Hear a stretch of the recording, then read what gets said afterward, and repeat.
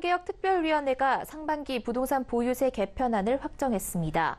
보유세 항목 중 하나인 종합부동산세를 더 걷기로 한 건데요. 연간 34만여 명이 1조 1천억 원의 세금을 더 낼 것으로 보입니다. 유민호 기자입니다. 34만 6천 명. 내년부터 강화된 종합부동산세를 납부해야 할 애상자 수입니다.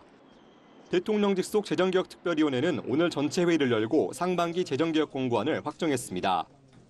석 달간 이어진 부동산 보유세 개편 작업이 마무리된 겁니다.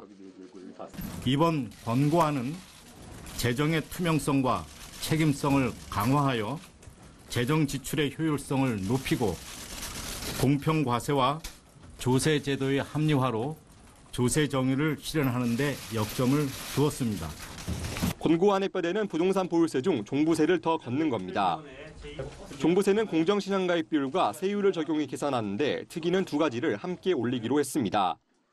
공정시장가액 비율을 연 5%포인트씩 단계적으로 인상하고 주택에 적용하는 세율도 최대 0.5%포인트 올립니다. 토지에 매겨지는 세율은 최대 1%포인트 인상하기로 했습니다. 특이는 이번 보유세 개편으로 34만 6천 명이 영향권에 들 것으로 내다봤습니다. 1조 1천억 원의 세금을 더 거둘 수 있을 것으로 보입니다. 집을 두 채 이상 소유한 사람에게 더 무거운 세금을 물리는 방안은 정부의 향후 과제로 넘겼습니다.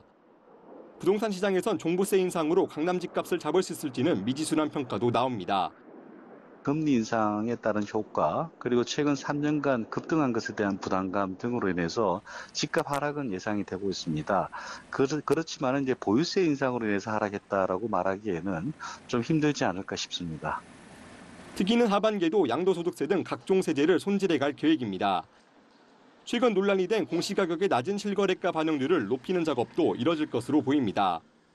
한 특위위원은 공시가격 현실화는 특위 내부에서도 여러 차례 지적됐던 문제라며 하반기에 구체적인 실현 방안을 내놓을 것이라고 밝혔습니다.